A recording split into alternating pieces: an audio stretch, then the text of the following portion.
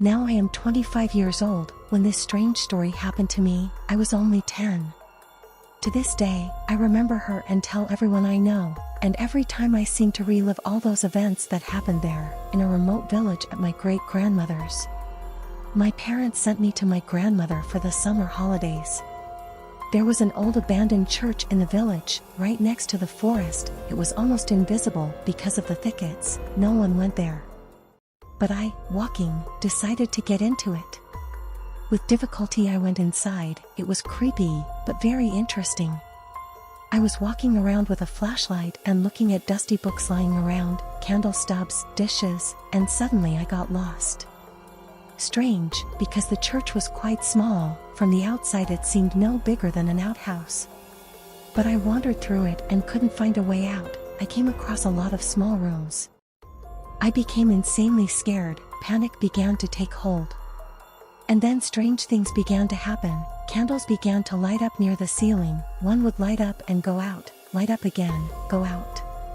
And they burn with a bright flame, then some kind of dull blue. Suddenly there was a terrible smell of burning. It became difficult for me to breathe. I started screaming, calling for help, but this made it even scarier. My voice became unnatural, terrible. It sounded like the howl of some wild animal. I was scared of my own voice. I started running around the church like crazy, bumping into walls. They were in a nightmare web. I was all tangled up in it. I felt spiders running over me. I fell. My foot got stuck between the boards and the floor. I couldn't pull it out for a long time, sitting on the floor. Then I saw a silhouette of a very tall man in a hood appear in the corner. He stood and baptized me with slow movements of his hand. When I got out, I finally saw the exit door, but for some reason I couldn't move my legs. I was paralyzed. Something pulled me back, as if attracted, and I heard an incomprehensible voice, either female or male, reciting a prayer. I don't know how long it lasted, but it seemed to me that an eternity had passed. I don't remember how I got out, but I didn't talk for 2 days, and I got a gray lock of hair on my head. My parents had to come and take me home. My grandmother's neighbor told them that he saw me run out of those thickets like crazy, and a huge wolf ran after me. He quickly disappeared from sight. Everyone thought I was scared of a wolf, but I didn't even see him. I haven't told my parents that I was in church until now. The second story. In the mid-80s, my dad, then still a guy of 16 or 17, often went hiking with his older brother and his friends to Karelia. Their hikes were long, thorough, on rafts and kayaks, with a lot of equipment, so they sometimes climbed very far and deep into the wilderness. Of course, we often stumbled upon abandoned villages near the banks of rivers. They liked to climb and look at them, but they never spent the night there, even if the houses were well preserved. Firstly, it is more convenient in a modern tent, and secondly, it is simply uncomfortable. There is no mysticism, but there is still a feeling that you are being watched from empty houses. Usually, when they set up camp, Dad and his friend of the same age, having done everything that was required of them, went for a walk around the neighborhood to pick berries, mushrooms, if the season. My dad still loves berries to the point of insanity. Well, just to see what and how. Then it was even more or less calm in those places. It was then, in the stormy 90s, the hikes had to be stopped. The local population was completely stupefied. They took food from tourists, and even worse things they did. But then it was still possible to walk freely, without fear of bumping into something dangerous. So, Dad and his friend were walking through the forest, making their way as they had to, because there were no paths there. Clearly no one had lived in the nearest village for a long time, or at least no one had walked in this part of the forest. The trees around were tall, standing densely. And suddenly, having rounded another tree, Dad almost ran into a wooden wall. It's hard to believe, but he still claims that he didn't see her at all, either between the trees or above the tops. On closer inspection, it turned out that he and his friend went to an abandoned church. Or even just a chapel, because the whole structure consisted of a single turret with a pointed, so-called tent, vault and a cross on its top. Dad immediately noticed a number of oddities. Firstly, why is the chapel so far from the nearest village?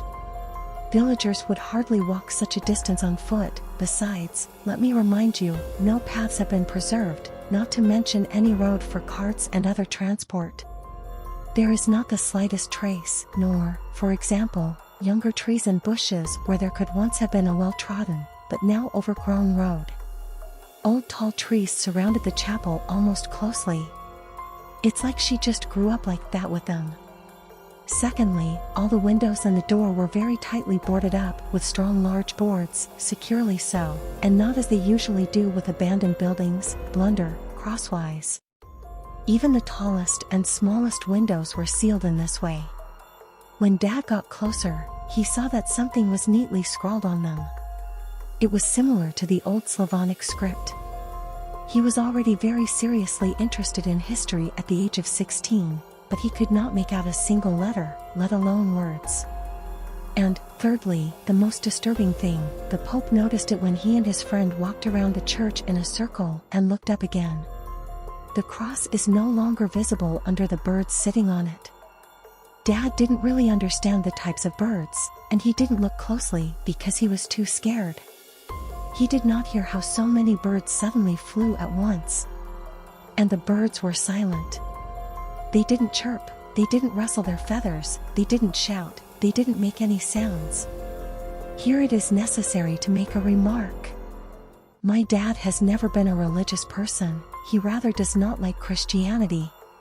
But at that time he was already seriously engaged in Oriental martial arts and always perceived it not only as a sport, but also as a philosophy, as something esoteric. He always managed to feel the energy of places and people. I personally believe in such things too. In the future he became a very good masseur, for example. At that moment, however, he didn't understand much about it yet, but he just realized, this place is not good, very bad. And it noticed them with a friend.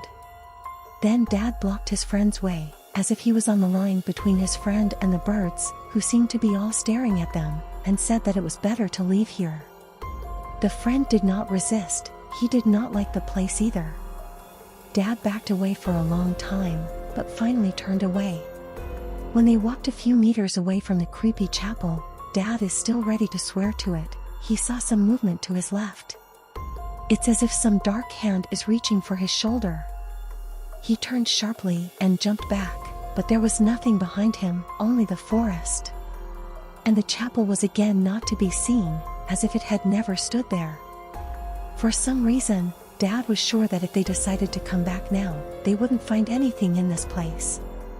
They returned to the camp without incident, and the hike ended quite successfully.